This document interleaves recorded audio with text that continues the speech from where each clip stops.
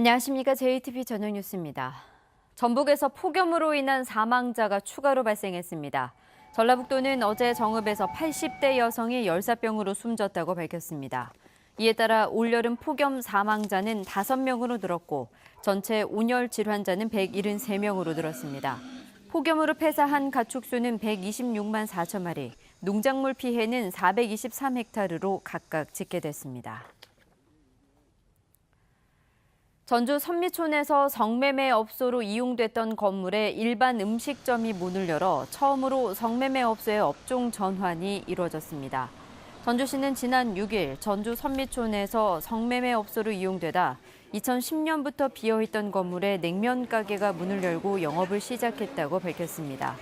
전주시는 2016년부터 성매매 업소로 이용됐던 건물을 매입해 예술 공간으로 활용하고 있으며 건물주들의 업종 변경을 계속 유도해 나갈 계획입니다.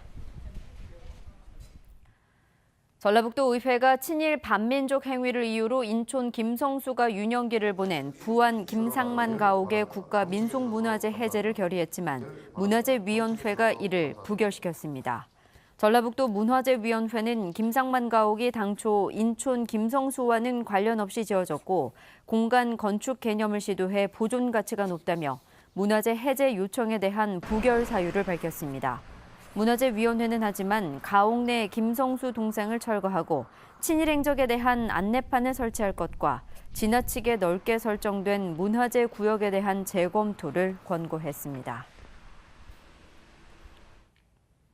새만금 산업단지의 장기 임대 용지를 추가로 조성하는 방안이 추진됩니다.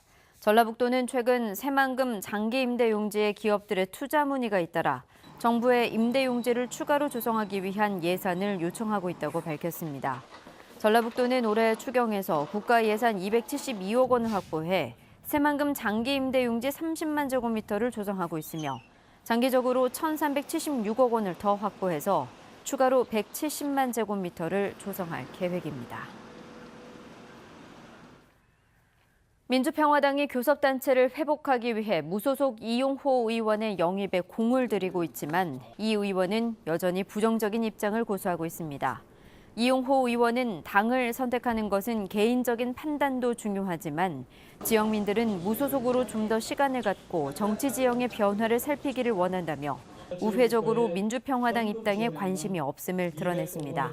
민평당과 정의당은 수무석으로 교섭단체를 꾸렸지만 노회찬 의원의 갑작스런 사망으로 교섭단체 지위를 상실하자 무소속 의원 등을 대상으로 영입에 나서고 있습니다.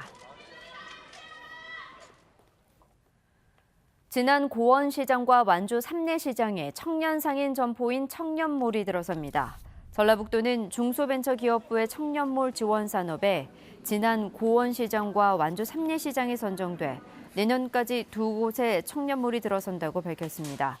이들 두 곳과 함께 군산 공설시장은 청년몰 활성화 대상으로 선정돼 작은 영화관과 창업 보육실 등이 설치됩니다. 원광대학병원이 전국 병원을 대상으로 한 의료 서비스 조사에서 5번째로 만족도가 높은 것으로 나타났습니다. 보험심사평가원이 500병상 이상 전국 의료기관 92곳에 입원한 환자 15,000명을 대상으로 의사와 간호사 서비스 등 5개 부분을 조사한 결과 원광대병원이 수도권 4개 병원 다음으로 높은 평가를 받았습니다. 군산경찰서는 술에 취해 병원 응급실 직원의 멱살을 잡고 물건을 던지는 등 난동을 부린 혐의로 군산에 사는 40살 장모 씨를 불구속 입건했습니다.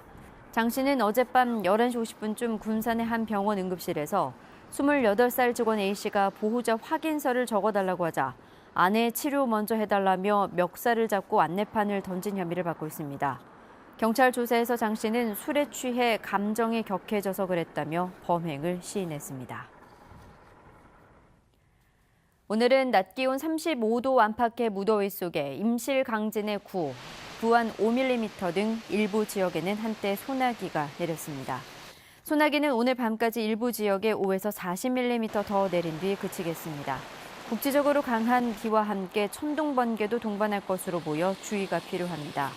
주말인 내일도 무더위 속에 오후 한때 동부 내륙에는 소나기가 예보돼 있습니다. 예상 강수량은 10에서 40mm입니다. 휴일인 모레도 낮 기온이 34도까지 오르는 가운데 오후에 한 차례 소나기가 내리겠습니다. 8시 뉴스 예고입니다. 유례없는 폭염으로 수박과 시금치 등 첨가물 가격이 일제히 폭등하면서 서민들의 부담이 더욱 커졌습니다.